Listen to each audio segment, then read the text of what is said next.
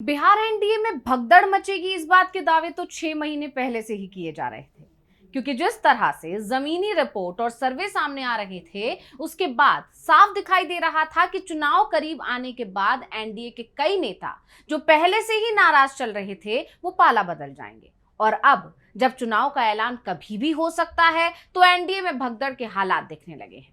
JDU हो या BJP, दोनों ही दलों के नेता धड़ाधड़ पाला बदल रहे हैं। और आप जानते ही हैं जेडीयू और बीजेपी ये ही दो बड़े दल हैं एनडीए में। पिछले दिनों जेडीयू के कई दिग्गज कांग्रेस और आरजेडी में शामिल हो गए थे, तो अब बीजेपी के दो दिग्गज नेताओं ने अपनी पार्टी को झटका दे दिया है।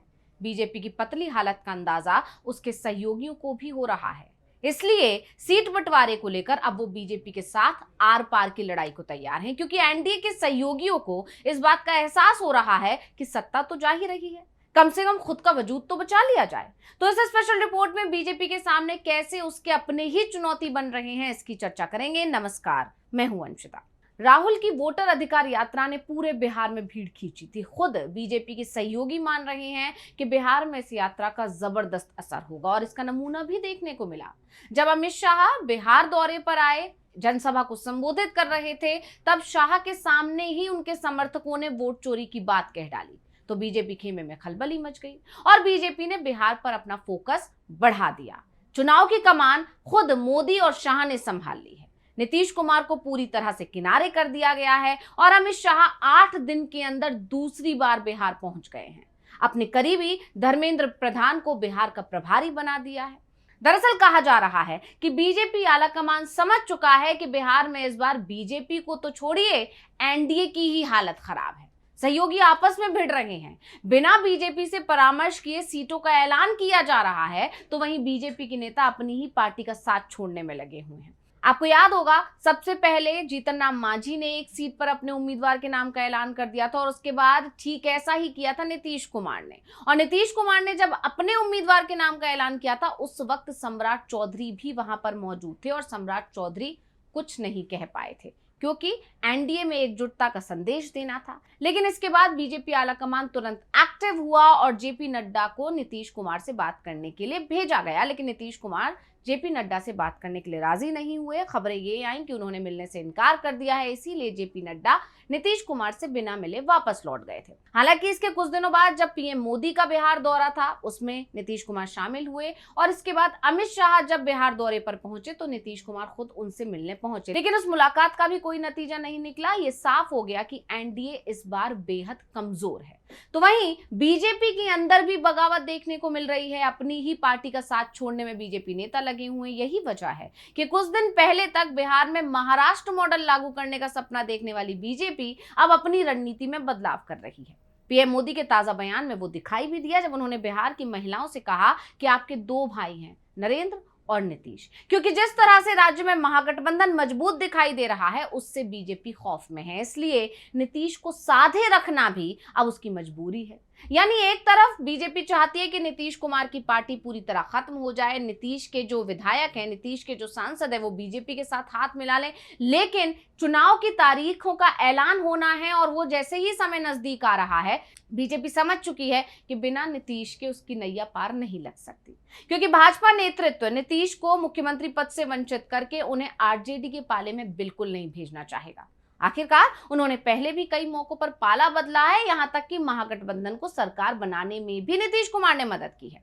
हालांकि पहले बीजेपी को लग रहा था कि उन्हें इस बार नीतीश की जरूरत शायद ना पड़े, लेकिन चुनाव नजदीक आते आते बीजेपी को समझ में आ गया है कि वो अकेले महागठबंधन का मुकाबला नहीं कर सकती, क्योंकि उसके अपने सहयोगी ही उसके लिए सबसे बड़ी चुनौती बन रहे हैं।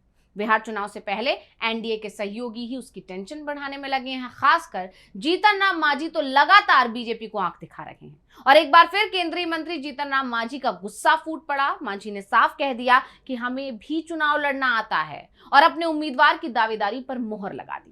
इस घटनाक्रम को लेकर एनडीए के अंदर की तनातनी अब खुलकर सामने आ गई है। दरअसल गया जिले के टिकारी विधानसभा क्षेत्र में हुई हालिया घटना ने इस अंदरूनी मनमुटाव को और गहरा कर दिया है, जहां हिंदुस्तानी आवाम मोर्चा के प्रमुख जीतन राम मांझी ने एलजेपीआर के दावे पर मंच से ही कड़ा रुख अपनाया।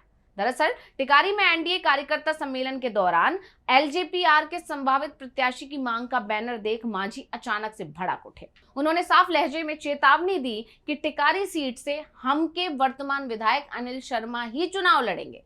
सिकंदरा के बाद टिकारी सीट पर भी एलजेपीआर की लगातार दावेदारी से नाराज मांझी ने कहा कि हमें भी चुनाव लड़ना आता है। अब राजनीति के जानकारों का मानना है कि मांझी जैसे कदावर नेता का सार्वजनिक रूप से गुस्सा दिखाना गठबंधन के लिए खतरे का संकेत है। अगर हमको सम्मानजनक सीटें नहीं मिली तो वो कोई दूसरा रास्ता भी चुन सकते हैं। हाल ही में आपको याद होगा उन्होंने चेतावनी भी दी थी। उन्होंने कहा था कि अगर उन्हें सम्मानजनक सीटें नहीं मिली तो वो 100 सीटों पर अकेले चुनाव लड़ेंगे। और अब सहयोगी आपस में भिड़कर चिंता बढ़ा रहे हैं एनडीए की और बीजेपी की, तो वहीं भारतीय जनता पार्टी के अपने ही नेताओं ने पार्टी के खिलाफ बगावत करनी शुरू कर दी है, जो आने वाले चुनाव में बीजेपी की मुश्किलें बढ़ाने का काम कर रही है।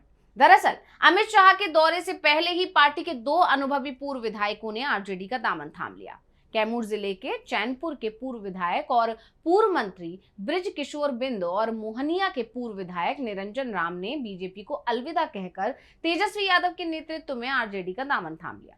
चैनपुर से लगातार 3 बार बीजेपी के टिकट पर जीत हासिल करने वाले और 2 बार मंत्री पद संभाल चुके ब्रिज किशोर बिंद पार्टी से नाराज चल रहे थे, इसीलिए उन्होंने बीजेपी से किनारा कर लिया। वहीं मोहनिया सीट से 2 बार बीजेपी के विधायक रह चुके निरंजन राम ने भी आरजेडी का रुख किया है। उनकी नाराजगी की वजह पार्टी की नीतियां और भेदभाव भरा रवैया बताया जा रहा है। अब जैसे ही ये बीजेपी के नेता आरजेडी में शामिल हुए तो आरजेडी नेताओं ने भी चुटकी लेना शुरू कर दिया। यहां तक कि आरजेडी नेता तेजस्वी यादव ने खुद इन नेताओं के शामिल होने की तस्वीर सोशल मीडिया पर शेयर की और बता दिया कि कैसे बीजेपी खुद कमजोर हो रही है। बीजेपी के अपने नेताओं का ही पार्टी से भरोसा उठ गया है तो आम जनता का भरोसा तो कैसे ही कायम होगा। और इसके बाद से मुद्दा गर्म हो गया है। चुनाव से ठीक पहले बीजेपी के लिए ऐसी स्थिति आने वाले चुनाव में पार्टी के लिए चुनौती बन सकती है। एक तरफ विपक्ष अपनी पैठ मजबूत करने में लगा हुआ है तो वहीं दूसरी तरफ बीजेपी नेता लगातार पार्टी से दूरियां बनाते हुए नजर आ रहे हैं, जिसको लेकर यह भी कहा जा रहा है कि सिर्फ जनता ही नहीं बल्कि बीजेपी के नेताओं को भी विपक्ष मजबूत विकल्प के रूप में दिखाई दे रहा है। जहां विपक्ष के लिए ये एक शुभ संकेत माना जा रहा है तो वहीं बीजेपी के लिए बड़ी मुश्किल भी। यानी साफ है कि चुनाव की तारीखों के ऐलान से पहले ही एनडीए के अंदर बगावत, एनडीए के अंदर खींचतान देखने को मिल रही है, जिसने बीजेपी आलाकमान की टेंशन बढ़ा दी है। अब देखना यह होगा कि बीजेपी आलाकमान इसे साध पाएगा या चुनाव पर इसका असर दिखाई देगा। तो स्पेशल रिपोर्ट आपको कैसी लगी हमें कमेंट करके अपनी राय जरूर दीजिएगा। इसी के साथ मुझे दीजिए इजाजत। देखते रहिए डीबी लाइव। नमस्कार। हमारे चैनल से जुड़े रहने के लिए YouTube पर टाइप करें डीबी लाइव, सब्सक्राइब बटन को क्लिक करें और बेल आइकन को दबाना न भूलें ताकि खबरें आप तक पहुंचती रहें। देखते रहिए डीबी लाइव, क्योंकि यहाँ हैं खबरें लगातार।